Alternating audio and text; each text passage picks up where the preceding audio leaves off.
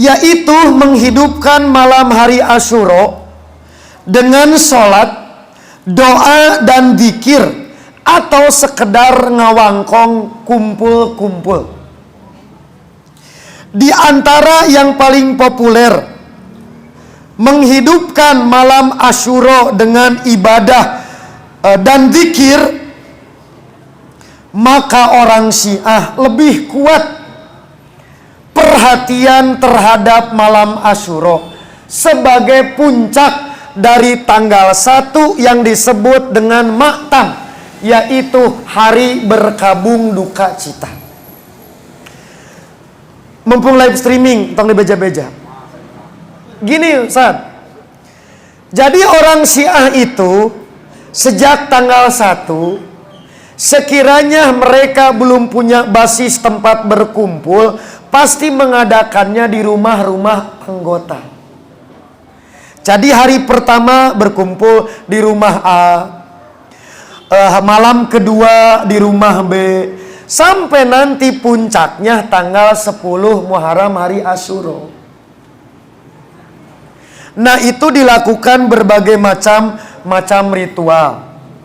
Oke, di daerah tertentu, di kawasan seperti Pekalongan, di kawasan Bangil, maka berbagai kisah-kisah tragis yang dialami oleh Ahlu Bait itu dibacakan bergantian.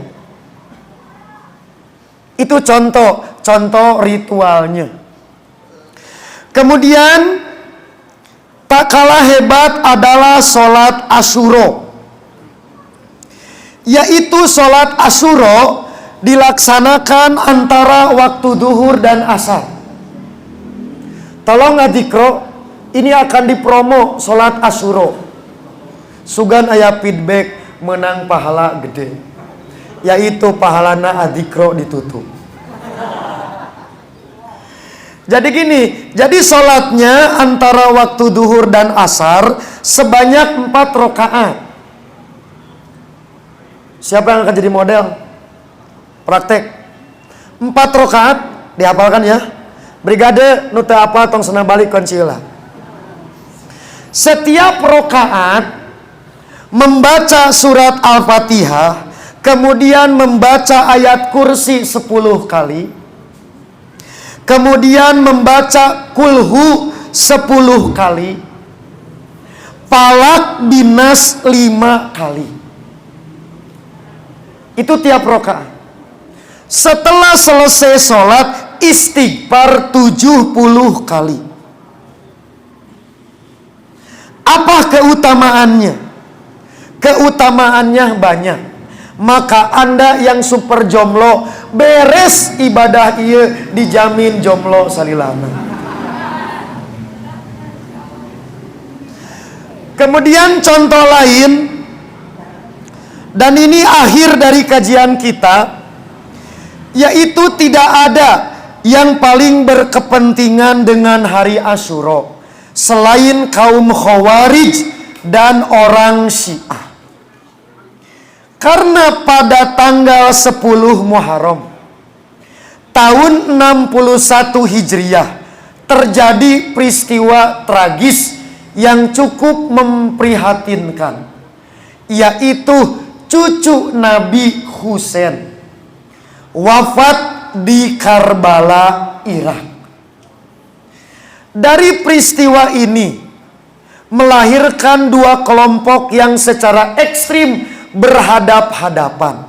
Satu, kaum Khawarij menjadikan hari Asyura hari berduka, bergembira, hari sukacita.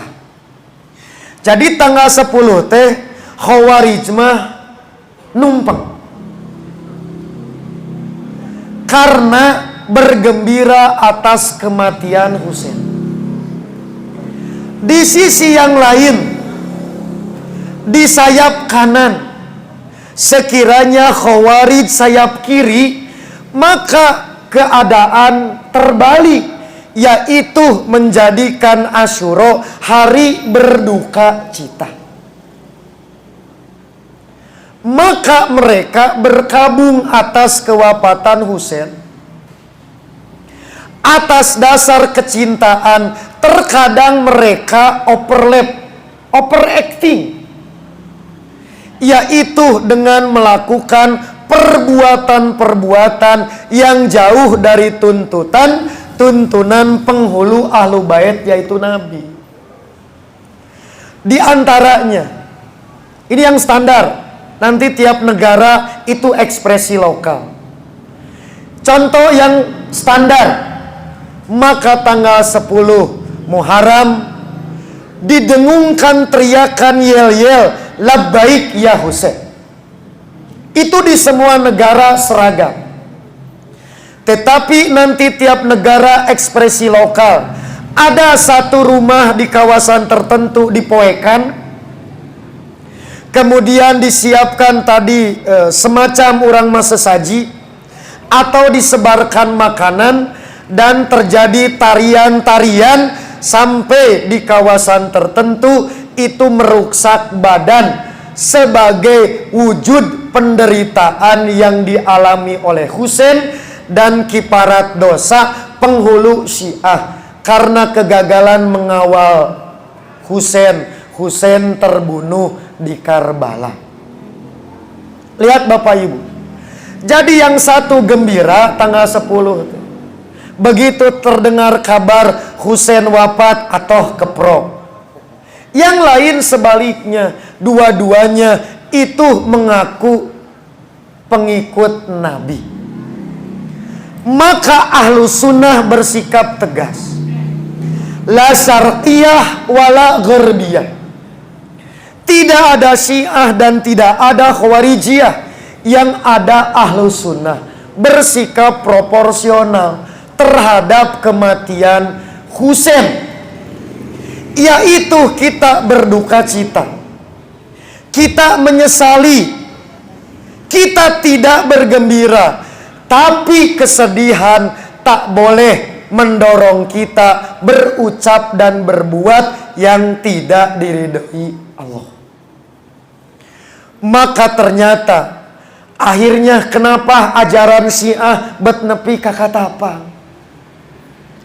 Ieu teh lokal, Pak, lokal. Kupah lebih menasional katapang. Tapi kenapa ajaran lokal kemudian menjadi ajaran global? Berarti orang Syiah ge boga adikrona, boga PR, boga promotor, boga marketing. Di antara marketingnya apa Bapak Ibu? Untuk menguatkan motivasi terhadap kematian kaum Husain, ulama Syiah memproduksi hadis-hadis palsu tentang keutamaan menangis di hari Asyura, keutamaan berziarah kubur ke tanah Karbala. Bahkan sepandai-pandainya tupai melompat, toh ti Soledad oge, sebuni-buninya bangke ditutup, toh tercium juga.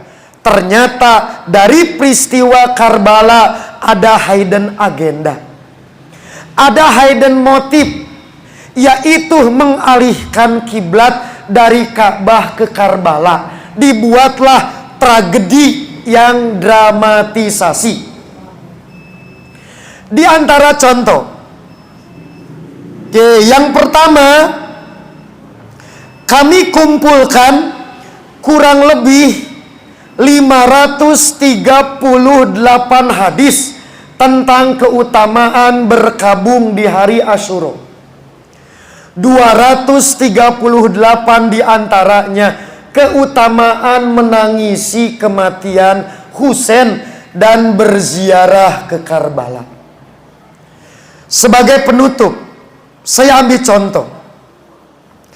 Inna man baka, barang siapa yang menangisi alal Husain, atas kematian Husain. Ao tabaka, teu bisa cerik ge api-api cerik. Kumaha carana ku cai ciduh we dikadiekeun. maka gufiro lahu mataqaddama min danbihi, diampuni dosa setahun yang lalu dan 1 tahun yang akan datang. Itu teh lamun cerik barijeng di imah sorangan, bukan di atas kuburan Husein. Itu belum seberapa. Saya tambahkan hadis yang lebih dahsyat. Kulul jaza wal buka makruhun. Setiap kesedihan dan tangisan adalah tercela. Illa al jaza wal buka liqatlil Husain. Kecuali tangisan atas kematian Husain, itu mah bukan tercela, bahkan terpuji dan sangat dianjurkan. Pokona mah nu teh EPSMR oge wayahna. Tanggal 10 mah siapkan ku adikro cai sadrem. Bisi hese keluar mata air buaya. Saya menyebutnya tidak sedikit tanggal 10 teh air mata buaya. Karena cinta paslu terhadap Husain. Bakat kunaon bernilai ibadah. Keur orang Syiah mah cerik wae bernilai tinggi. Dahsyat belum. Itu mah masih di emper keutamaan. Ini ada yang lebih hebat. Cerik barijeng di lokasi kuburan. Inna ziyarota qabril Husain ta'dilu isrina hajatan. Menangisi kuburan Husain sama sebanding dengan 20 kali haji. Haji ke Mekah mah dihitung sekali. Cerik di kuburan Husain mah 20 kali haji. Matak meningkat Karbala haji. Siap nyen travel katapang tu Karbala. Payu tak gerak. Sabaraha eta ngan 20 seeutik kene. Hadis yang lain, barang siapa menziarahi kubur Husain dan mengakui bahwa Husainlah yang berhak jadi khalifah setelah Nabi, maka sebanding dengan 100 kali haji.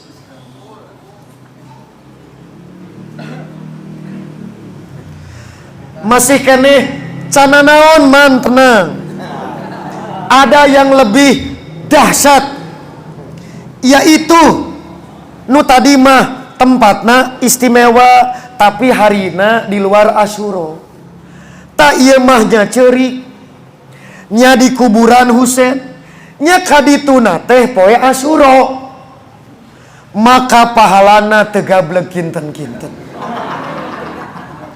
yaitu manzaro Husain yauma Asyura. Barang siapa menziarahi Husain pada hari Asyura, hatta yadila indahu bakian, dan terus menerus menangis di atas kuburannya, laqiyallah azza wa jalla yaumal qiyamah, dia akan bertemu dengan Allah pada hari kiamat, bi thawabi alfi hajatin, sebanding ganjaran pahala 2 juta kali haji. Wa alfi umrotin, sebanding pahala umroh 2 juta kali. Dan sebanding 2 juta kali pahala jihad fisabilillah. Lihat Bapak Ibu, mau apa sebetulnya mereka melakukan demikian? Tauhid agendanya terbaca pula, yaitu berdusta atas nama Imam Ahlu Bait yang populer dengan sebutan Ja'far As-Shadiq, Imam Syiah yang diklaim ke-6. Kurang lebih hidden agendanya begini. Jadi lain sedih-sedih teuing kematian Ali, tapi kematian Ali dijadikan momentum untuk, mohon maaf, kembali ke panggung politik agar mendapat legitimasi. Yaitu, sekiranya saya ceritakan kepada kalian tentang keutamaan menziarahi makam Husain. Berbagai keutamaan kuburannya. Niscaya kalian meninggalkan haji dan umroh sampai Ka'bah, tak ada yang mengunjungi. Moal payu tah Ka'bah teh. Itulah hidden agenda. Jadi Asyura dimanfaatkan. Naon Pak? Bahasa orang mah, mereka masih eleh kalah promo oleh kiblat Mekah, oleh Ka'bah. Rupaning cara diikhtiaran. Pucuk dicinta ulam tiba, aya mautna Husain menimbulkan kesedihan kebangkitan. Tidak ada akar rampun jabi. Itulah diantara contoh kebidaahan hari Asyura khususnya Syiah.